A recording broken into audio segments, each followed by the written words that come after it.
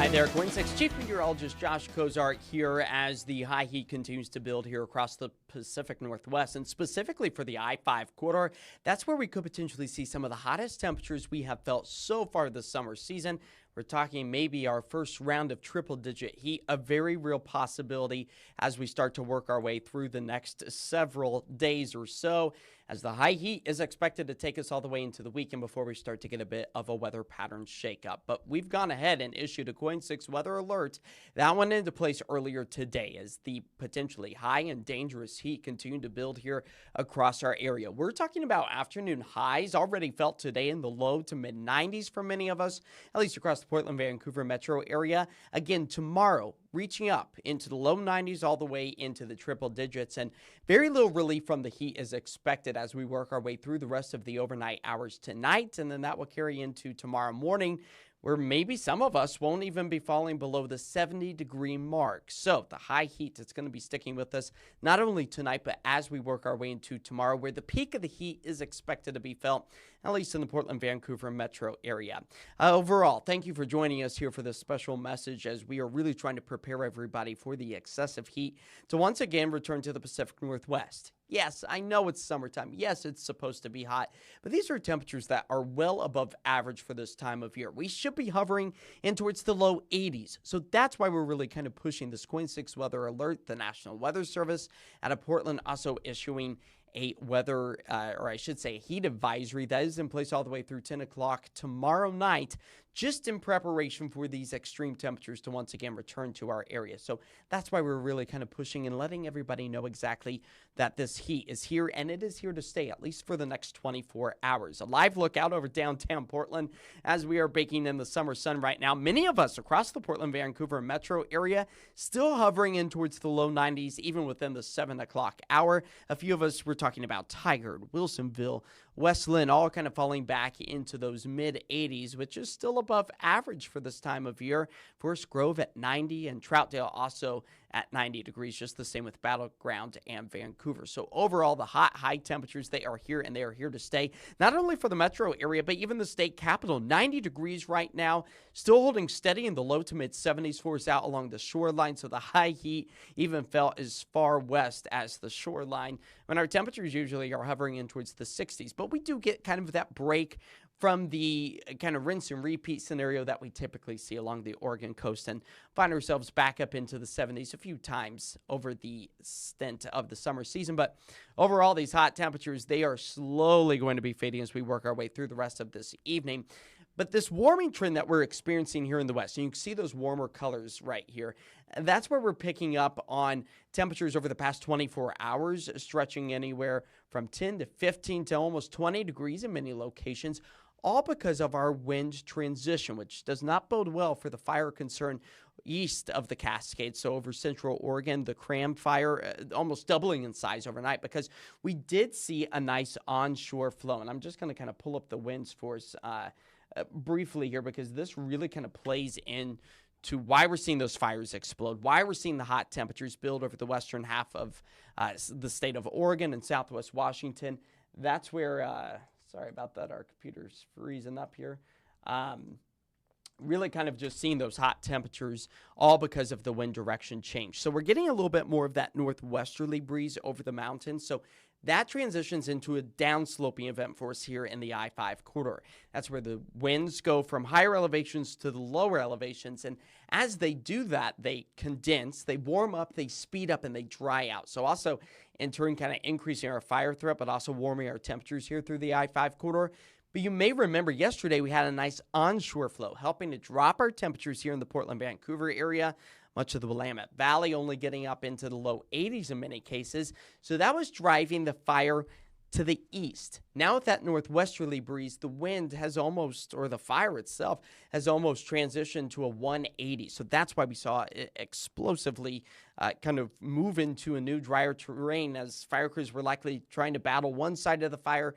It then started to run the other direction. So that's why we saw that explosive fire concern out towards the Cram fire, again, out towards the central sections of the state of Oregon. Also helping to warm things up. Salem already seeing those northerly, northeasterly winds overall. at about a gust right now at 17 miles per hour. As far as the heat goes, though, we are no stranger to those high temperatures. We have already felt our fair share of the summer heat. A total of 8 days in the 90s plus 90 degrees. On average, we see about 15 of those days, but we have yet to touch the triple digits, at least here in Portland. Some of us out towards these, we've already seen our fair share of the 100-degree heat as well. But on average, in the summer season, Portland typically sees just about 1 day in the triple digits, although it feels like in the past couple of years, we've been well above that. You might recall 2021 when we saw 3 consecutive days in the month of June climb up to the all-time record of 116 degrees, the highest temperature ever recorded in Portland. But again, 0 days so far this summer season that we have touched the triple digits, and we might be nearing the corner of where we could add a tally mark into that bank, all while the number of rain-free days continue to pile up. A grand total of 18 for us here in the Rose City. Our rain deficit growing to over 3/10 of an inch, last picking up just 1/100th of an inch back on June 27th of last month. Unfortunately, no rain is in sight for us here across the Pacific Northwest, as our temperatures right now are sitting in the low 90s. That's where we expect to hold on to those clear conditions through the remainder of the night. But I had mentioned the National Weather Service issuing that heat advisory. That's where we could climb up to about 92 degrees to 100 degrees.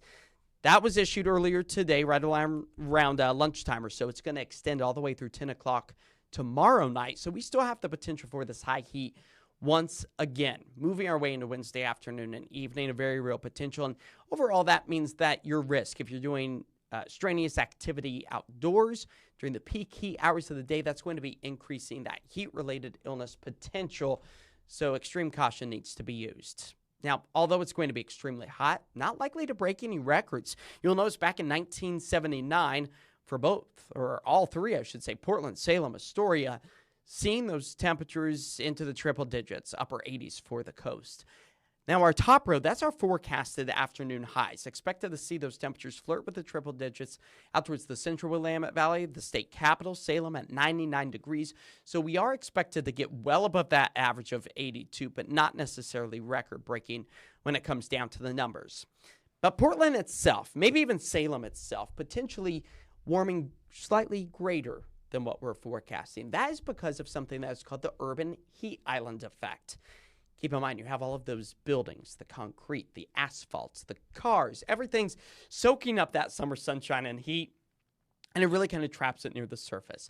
So that means urban areas have the potential to feel a lot hotter than what is forecasted, as opposed to, say, the outskirts. We're talking maybe wine country, only getting up into the low to mid-90s. So just kind of take these numbers with a grain of salt. We'll be well above this tomorrow.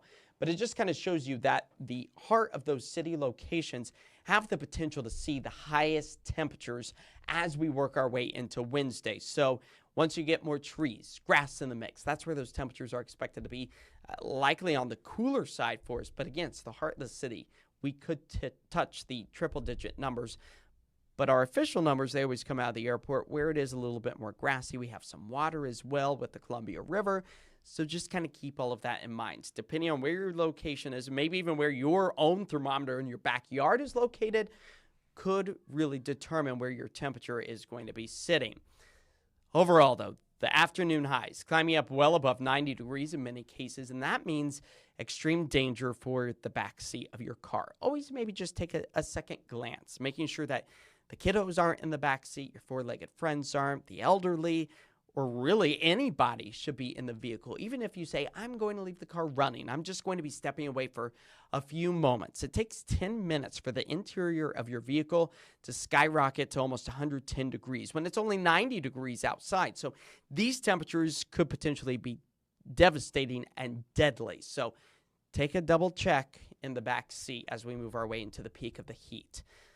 If you are going to be out and about, make sure that you are staying hydrated, reducing the amount of strenuous activity that you are doing in the peak heat hours of the day. That's really right around lunchtime or so, all the way to 6, 7 o'clock in the evening for us here in the Pacific Northwest. Wearing the light-colored, loose-fitting clothing is also going to be a must, and taking frequent breaks inside or in the AC, maybe finding a mall, a grocery store, the public library, all going to be a good idea to maybe keep in the back of your mind if you need to find some location that has AC, if you're not lucky enough at home to actually have that.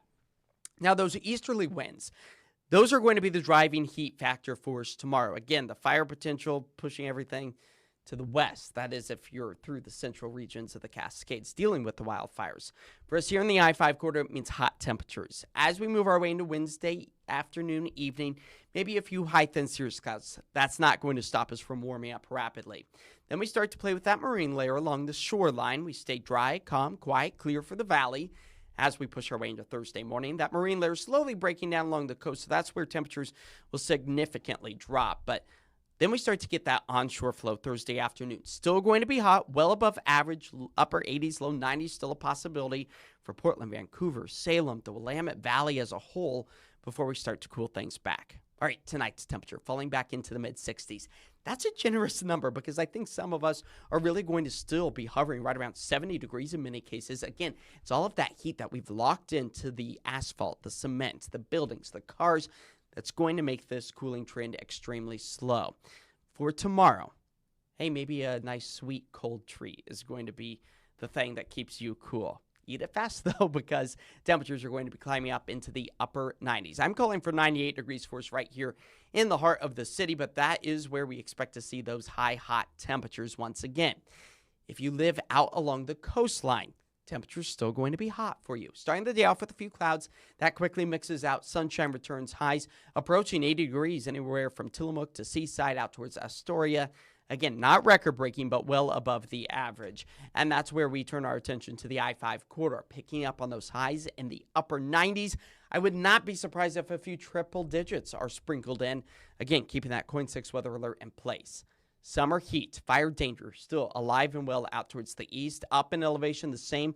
Government camp, 4,000 feet, still excruciatingly hot, triple digits almost for the Dalles, as our 7-day forecast again shows that one round of the high heat potential, keeping that KOIN 6 weather alert with a forecasted high of 98 degrees. Then we see temperatures cool slightly.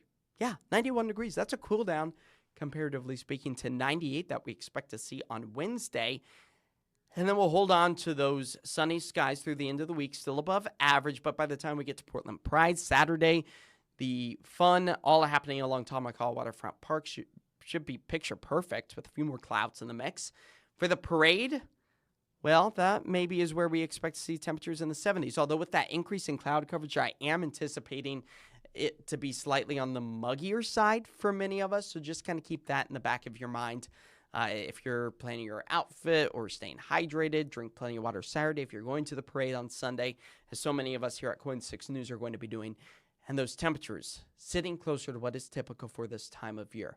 Then we start to break down that cloud coverage, return a little bit more of that sunshine. Highs begin to warm again in the mid-80s. And kind of looking past our 7-day forecast, we could be getting back up into the mid to upper 80s as we move our way into the middle and end of next week. But overall, we just got to get through our Wednesday before we really start to cool things down. That is going to be the break from the extreme heat force here in the Pacific Northwest. Of course, you can get the latest weather updates always by downloading the PDX Weather app that's produced by us here at KOIN. You can also head over to KOIN.com where the latest weather, news, and sports updates, because, hey, the Portland fire now back in the mix officially. You can get all the latest information there on our website or our KOIN News app. And, of course, we'll get the latest updates for you on KOIN Plus, our new streaming service, and also over at the Portland CW, starting at 10 o'clock for The 10 with Anthony Costura and myself, and then also at KOIN 6 News tonight at 11 o'clock on CBS. We'll catch you there. Stay cool, everybody.